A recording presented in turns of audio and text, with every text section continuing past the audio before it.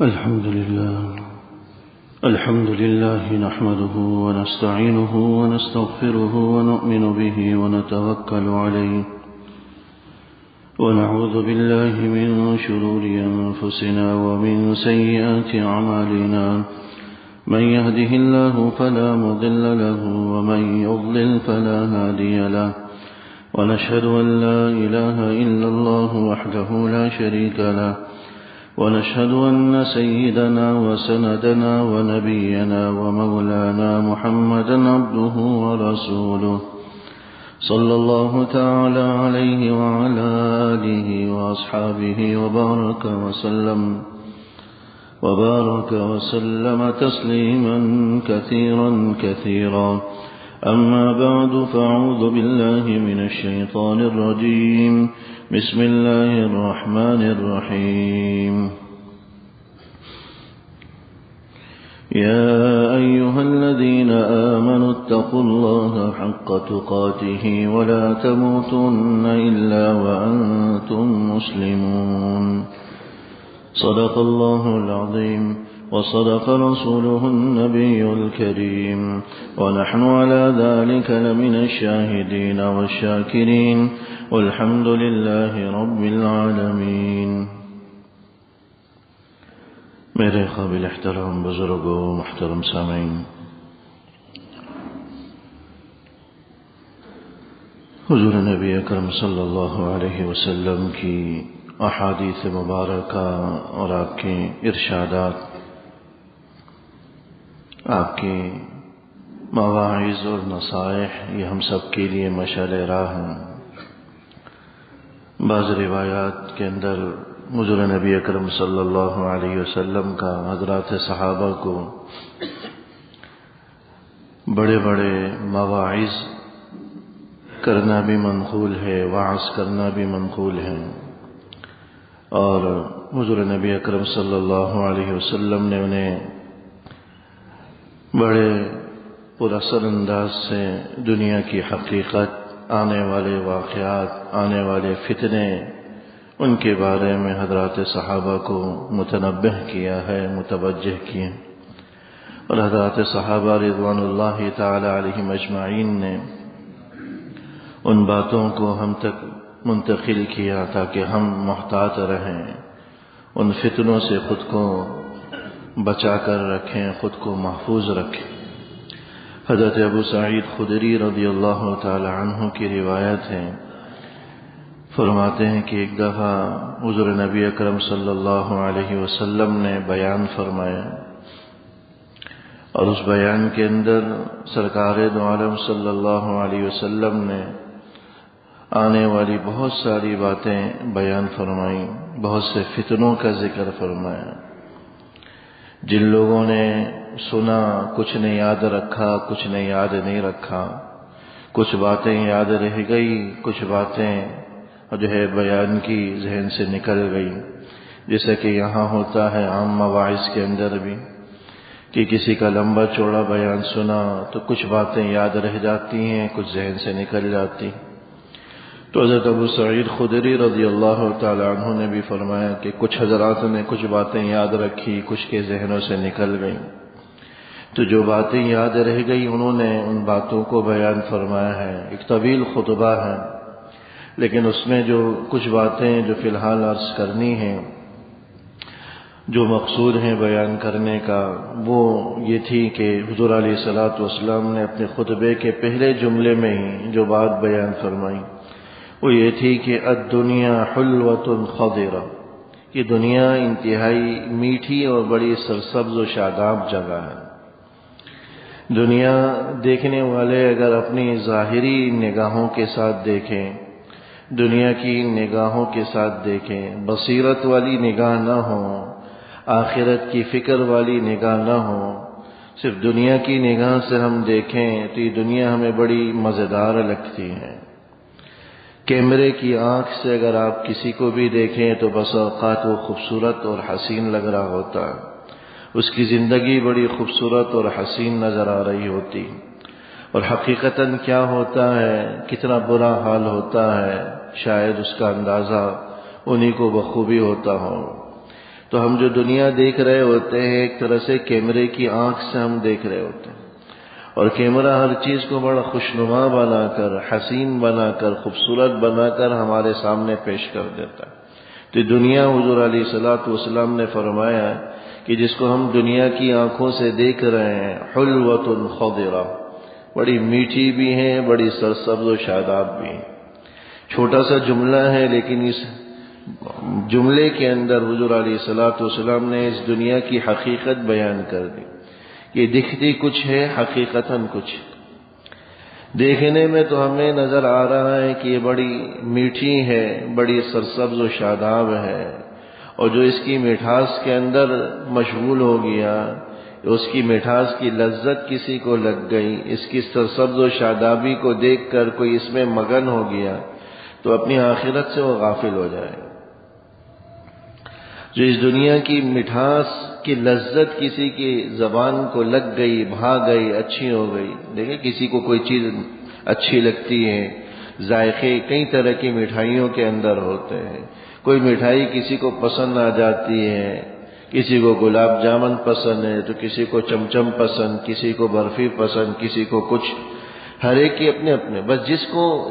جس کا ذائقہ اس زبان کو بھا گیا بس وہ اس کو اچھی لگنے لگتی۔ یہ حال دنیا کی مٹھاس کی ہے، جس کی زبان کو یہ لگ جاتی ہے مٹھاس، تو اس میں پھر وہ سب کچھ جو ہے نا قربان کرنے کو تیار ہو جاتا ہے۔ بڑی سرسبز و شاداب ہے، رنگینیاں بڑی ہیں، ان رنگینیوں میں جو آدمی مشغول ہو گیا وہ اپنے آخرت سے غافل ہو جاتا ہے۔ ایک طرح سے حضور علیہ الصلوۃ والسلام نے اس مثال کے ذریعے ہمیں سمجھایا کہ جانور کئی طرح کے ہوتے ہیں۔ جب جانور کوئی سرسبز و شاداب جگہ کو دیکھتے ہیں تو اس کو دیکھ کر خوش ہو جاتے ہیں اور اتنا کھا جاتے ہیں کہ وہ طبعی اعتبار سے بیمار پڑ جاتے ہیں، بدہضمی ہو جاتی ہے، اور جس کو بے جانوروں کی بیماری، بھوک کی بیماری، جوع البقر کے نام سے ایک مشہور تھی، وہ بیماری ان کو لگ جاتی۔ جوع البقر یہ ایک بیماری جانوروں میں لگتی ہے کہ کھاتے جائیں لیکن پیٹ نہ بھرے، وہ کھا کر ان کا پیٹ پھول جاتا ہے اور بالآخر اسی بیماری میں وہ مر جاتا ہے۔ یہ جوع البقر کہلاتی ہے۔ تو کبھی کبھار کسی کی جانور اتنا کھا جاتے ہیں اس سرسبز و شاداب جگہ کو دیکھ کر یا اس سبزے کو دیکھ کر کہ اس بیماری کا شکار ہو جاتے ہیں اور نتیجتاً ان کی موت واقع ہو جاتی ہے، وہ دنیا میں ہی فنا ہو جاتے ہیں۔ لیکن دوسرا جانور وہ ہوتا ہے جو بقدر ضرورت استعمال کرتا ہے، پیٹ بھر گیا چھوڑ دیا، پھر بھوک لگی دوبارہ استعمال کر لیا، دوبارہ کھا لیا، پھر چھوڑ دیا، تو وہ صحت کے اعتبار سے صحیح رہتا ہے اور اس بیماری سے خود کو بچا لیتا ہے۔ تو فرمایا کہ اس دنیا کی مثال بھی ایسی ہے کہ جو آدمی اس کی شادابی میں لگ کر اسی کا ہو کر رہ جائے اور اس میں اتنا مست ہو جائے کہ بس صرف دنیا کمانے کی دن رات دھن اور فکر سوار ہو جائے، دنیا کمانے کی فکر رہ جائے اور کسی چیز کو سوچتا نہیں، کسی چیز کی فکر نہیں کرتا، کسی چیز کے بارے میں وہ جو ہے فکر مند نہیں ہوتا، اپنی آخرت کو نہیں سوچتا، تو دنیا میں ایسا لگ جاتا ہے کہ جیسے جانور کو جوع البقر کی بیماری لگ جاتی ہے کہ سیر نہیں ہوتا، ایسے ہی انسان کو دنیا کا مرض لگ جاتا ہے، وہ سیر نہیں ہوتا۔ اسی لیے بعض روایات کے اندر فرمایا کہ اگر انسان کے پاس دو وادیاں سونے کی بھری بھی مل جائیں تب بھی وہ یہ حسرت اور خواہش کا اظہار کرے گا کہ مزید تھوڑا آ جاتا، مزید ایک وادی سونے کی بھری بھی اس کو مل جاتی۔ یہ جوع البقر کی بیماری ہے کہ انسان دنیا کما رہا ہے لیکن سیر نہیں ہو رہا۔ اس کے بالمقابل دوسرا جانور وہ ہے جو اس سرسبز و شاداب سبزے سے بقدر ضرورت استعمال کرتا ہے، پھر چھوڑ دیتا ہے، پھر جب ضرورت ہوتی ہے پھر استعمال کر لیتا ہے۔ یہی حال اس آدمی کی ہے جو دنیا سے خود کو بچا کر رکھتا ہے، بقدر ضرورت اس کو استعمال کرتا ہے، جب ضرورت ختم ہو جاتی ہے رک جاتا ہے، ضرورت کے بقدر اس کا استعمال۔ تو یہ آدمی دنیا کی بربادیوں ہلاکتوں سے محفوظ رہ جاتا ہے، آخرت اس کی کامیاب ہو جاتی ہے، آخرت کی کامیابی اس کو مل جاتی ہے۔ تو الدنیا حلوۃ خضرہ کے ذریعے سرکار دو عالم صلی اللہ علیہ وسلم نے اس دنیا کی حقیقت سمجھا دی کہ جو آدمی بقدر ضرورت اس میں مشغول ہو، بقدر ضرورت اس کا استعمال کرے، وہ دنیا کی ہلاکتوں اور بربادیوں سے خود کو بچا لے گا، آخرت اپنی کامیاب بنا لے گا۔ لیکن جو آدمی جس کو اس دنیا کی مٹھاس زبان کو لگ گئی، اس دنیا کی لت لگ گئی،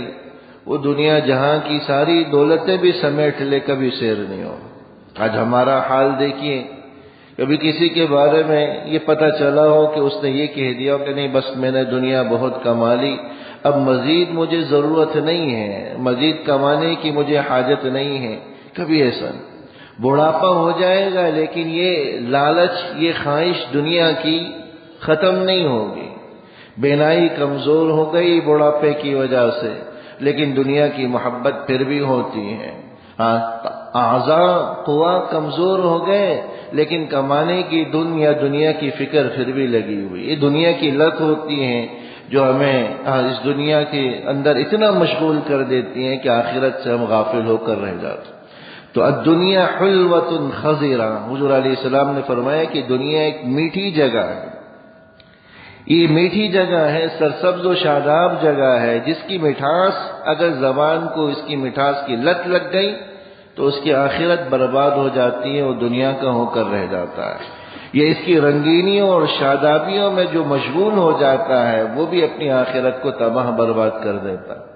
بعض بزرگوں نے دنیا کی مثال سانپ کی، نقش و نگار والے خوبصورت سانپ کی اور سپیرے کی لی۔ سپیرا کو آپ نے دیکھا ہوگا کہ بڑے بڑے سانپ اس نے پالے ہوئے ہیں، بس اوقات اس کو اپنی گردن پر بھی رکھ لیتا ہے، اس کو ہاتھوں میں بھی اٹھا لیتا ہے، اس کو اس کی فکر نہیں ہوتی کہ ڈس لے گا، کیونکہ وہ اس کا علاج جانتا ہے، تریاق جانتا ہے، زہر کا علاج اس کے پاس ہوتا ہے، یا یہ کہ اس کے زہریلے دانت وہ پہلے سے نکال چکا ہوتا ہے۔ تب وہ سانپ ہاتھ میں بھی اٹھا لے گا، گردن پہ بھی رکھ لے گا، اور اس کو جو ہے نچائے گا بھی، سب کچھ کرے گا، فکر نہیں ہوگی۔ اور دوسرے قسم کا سانپ زہریلا ہوتا ہے جس کو انسان دیکھ کر ہی بھاگ جاتا ہے، ہاتھ میں نہیں اٹھاتا۔ فرمایا کہ دنیا کی مثال ایسی، اگر اس کے زہریلے دانتوں کو ہم نہ نکالیں، اس کے زہر کو ختم نہ کریں، اس زہر کے علاج کو ہم ختم نہ کریں تو یہ ڈس لیں گے اور انسان پھر اسی میں ہی ہلاک اور برباد ہو کر رہ جاتا ہے۔ لیکن جو اس کا توڑ جانتا ہے، جو اس کا علاج جانتا ہے، جو اس کو بقدر ضرورت اس کا استعمال کرتا ہے، اس کے زہریلے دانتوں کو نکال دیتا ہے، تو اس دنیا کے ڈسنے سے وہ خود کو محفوظ کر لیتا ہے، وہ اپنی آخرت کی فکر میں لگ جاتا ہے۔ بعض بزرگوں کے بارے میں آیا کہ اللہ جل شانہ نے دنیا جہاں کی ساری دولتیں ان کو دے رکھی تھی، بڑے بڑے مالداروں میں ان کا شمار ہوتا تھا۔ حضرات صحابہ میں ایسے ایسے حضرات صحابہ گزرے، حضرت عبد الرحمن ابن عوف رضی اللہ تعالیٰ عنہ کے بارے میں آتا ہے، جب ان کا انتقال ہوا تو 4 بیویاں تھیں، شرعی اعتبار سے بیوی کو جائیداد میں 8واں حصہ ملتا ہے، اور اگر 2 3 4 بیویاں ہوں تو وہ 8واں حصہ ان سب میں تقسیم ہو جاتا، مزید نہیں ملتا۔ ایسا نہیں ہوتا کہ ہر ایک کو 8واں حصہ مل جائے، ایسا نہیں، وہ ایک ہی 8واں حصہ وہ 2 بیویاں یا 3 بیویاں 4 ہوں، جتنی ہوں، ان سب میں تقسیم ہو جاتا ہے۔ جب ان کی وفات کے بعد 8واں حصہ نکالا گیا، اور 8ویں حصے میں سے بھی جو ایک بیوی کو 8ویں کا بھی جو چوتھائی ملا، اس کے بارے میں آتا ہے کہ وہ 80 لاکھ دینار تھے، آج کل کے اربوں روپے اس کے بنتے ہیں۔ 80 لاکھ دینار ایک بیوی کے حصے میں، اللہ جل شانہ نے اتنا ان کو عطا کیا، لیکن وہ دنیا تھی، لیکن دنیا ان کے دل میں نہیں تھی۔ بعض بزرگوں کے بارے میں آیا کہ ان کو خبر دی گئی کہ آپ کا جو سامان سے لدا ہوا جہاز آ رہا تھا سمندر کے راستے سے، وہ ڈوب گیا اور آپ کا مال سارا کا سارا تلف ہو گیا، ضائع ہو گیا۔ تو تھوڑی دیر متفکر ہوئے اور سوچ کر پھر فرمانے لگے الحمدللہ، الحمدللہ، کہاں خاموشی اختیار کی۔ لیکن کچھ ہی دیر کے بعد دوسری اطلاع ملی کہ اللہ جل شانہ نے کرم فرمایا، وہ آپ کا سامان والا جہاز بچ گیا، ڈوبا نہیں۔ پھر تھوڑی دیر متفکر ہوئے، گردن جھکائی، دوبارہ پھر منہ اٹھایا اور فرمایا الحمدللہ، بس کچھ نہیں کہا دونوں صورتوں میں۔ کسی نے پوچھا کہ دونوں حالتوں میں جب ڈوبنے کی اطلاع ملی آپ نے الحمدللہ کہا، جب بچنے کی اطلاع ملی پھر آپ نے الحمدللہ کہا، ماجرا کیا؟ تو فرمانے لگے کہ جب مجھے جہاز کے ڈوبنے کی اطلاع ملی تو میں نے اپنے دل کو ٹٹولا، کہیں مال کی محبت کی وجہ سے میرا دل غمزدہ تو نہیں ہے کہ مال تباہ ہو گیا۔ جب میں نے اپنے دل کو ٹٹولا تو پتہ چلا کہ کوئی فکر نہیں اس کو، تو میں نے الحمدللہ کہا کہ دنیا کی محبت، دنیا ہے تو صحیح لیکن دنیا کی محبت دل میں نہیں ہے۔ پھر جب مجھے اس کے بچنے کی اطلاع ملی تو میں نے دوبارہ اس کو ٹٹولا کہ کہیں بچنے پر یہ بہت زیادہ خوش تو نہیں ہے۔ جب میں نے دیکھا کہ نہیں دل کی حالت وہی پہلی والی ہے تو میں نے دوبارہ الحمدللہ کہا کہ اللہ جل شانہ نے مال کی اس محبت سے ہمیں بچا کر رکھا۔ کہ الدنیا حلوۃ خضرا، یہ دیکھنے میں بڑی میٹھی ہے، بڑی سرسبز و شاداب ہے، لیکن اس کا زہر اتنا ہی خطرناک ہے، جس کو اس کی مٹھاس لگ گئی وہ اپنی آخرت کو تباہ کر جاتا ہے۔ تو بقدر ضرورت اس کا استعمال۔ اسی خطبے کے اندر حضور علیہ الصلوۃ والسلام نے یہ بات بھی ارشاد فرمائی کہ میں اپنے بعد اپنی امت کے لوگوں کے لیے عورتوں کے فتنے سے بڑھ کر کوئی اور فتنہ نہیں پاتا۔ جو فتنہ عورتوں کا فتنہ ہے مردوں کے لیے، اس سے بڑھ کر کوئی اور فتنہ میں اپنے مردوں کے لیے، اپنی امت کے لوگوں کے لیے نہیں پاتا۔ لہذا خود کو ان عورتوں کے فتنوں سے بچاؤ، عورتوں کے فتنے سے بچاؤ۔ آج کا فتنہ یہی ہے، موبائلوں کے ذریعے نامحرموں کی خواتین عام ہیں، نامحرموں کی تصویریں عام ہیں، اور موبائل نے تو اس نگاہوں کی بد نگاہی کو اتنا عام کر دیا ہے کہ اچھے بھلے لوگ یہ چیزیں دیکھ پاتے ہیں لیکن اس کو معیوب اور گناہ نہیں سمجھتے، عام کر دی۔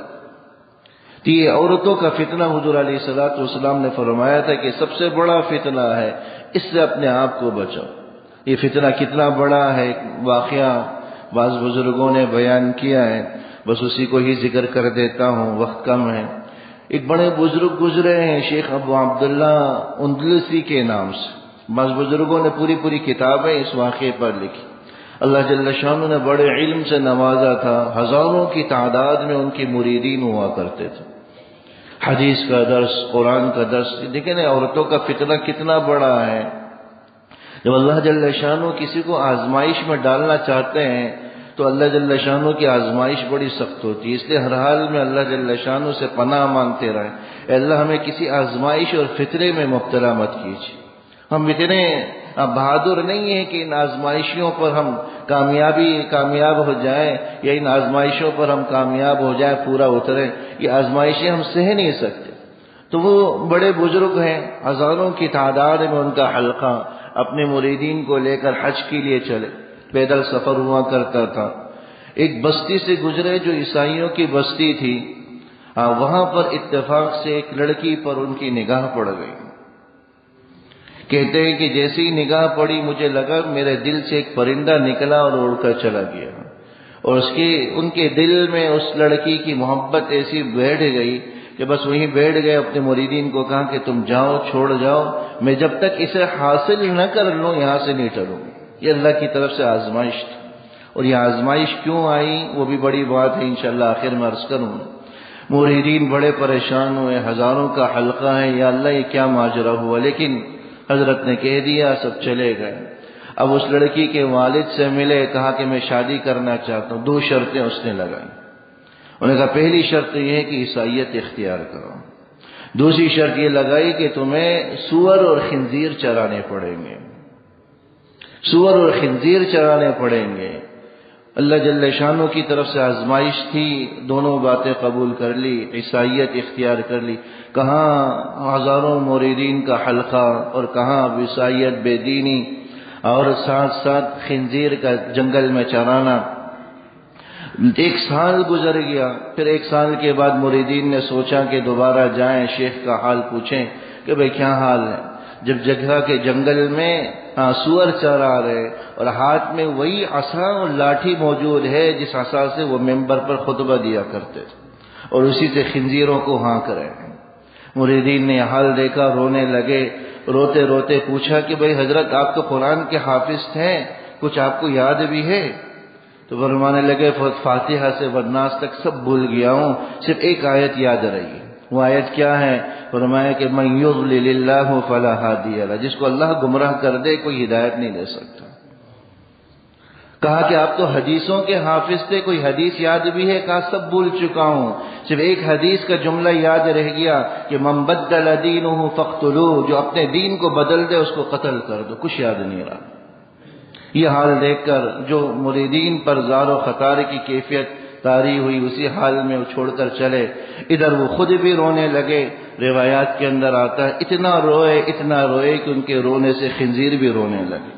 بس اللہ جل شانہ کو ان کی گریہ وزاری پسند آئی، اللہ جل شانہ نے توبہ و استغفار کی توفیق دی تو دوبارہ سب کچھ چھوڑ چھاڑ کر واپس آ گئے۔ دوبارہ سے اللہ جل شانہ نے ان ساری باتوں سے نوازا۔ لیکن جو اس پورا عرصے کے اندر جس آزمائش کے اندر اللہ جل شانہ نے مبتلا کی، ایک تو عورتوں کا فتنہ تھا جو میں بتانا چاہ رہا ہوں، یہ بدنگاہی کی وجہ سے آیا۔ اچھے بڑے دیندار اس فتنے میں مبتلا ہو کر اپنی عاقبت کو تباہ و برباد کر دیتے ہیں۔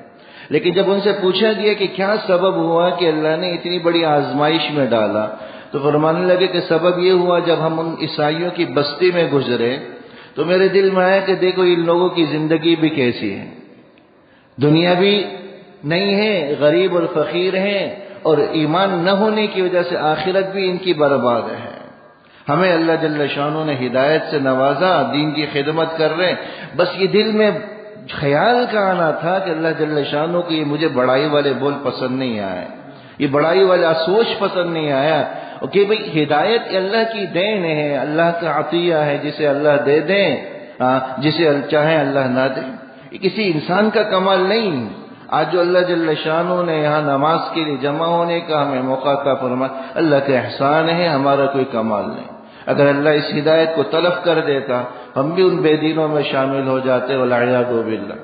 تو بس یہ خیال آنا تھا، اللہ جل شانہ نے میرے دل سے اس ایمان کو سلب کر لیا، ایک پرندے کی شکل میں سارا کچھ نکل گیا۔ تو یہ دوسروں کو حقیر سمجھنے کا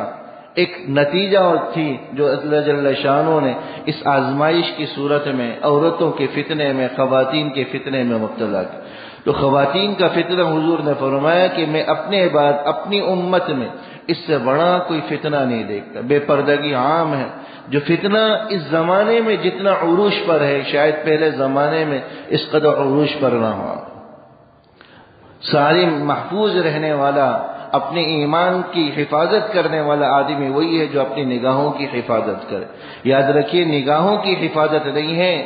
آپ کی ایمان کی بھی کوئی گارنٹی نہیں ہے، پتہ نہیں ایمان کس نوعیت کا۔ بعض بزرگ فرماتے تھے کہ بھئی آج ہم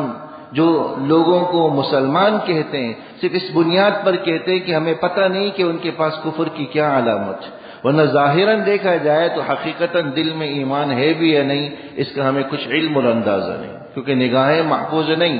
زبان محفوظ نہیں، کان محفوظ نہیں، نگاہیں بدنگاہی کی طرف، کان غلط سننے کی طرف، زبان غلط بول کی طرف،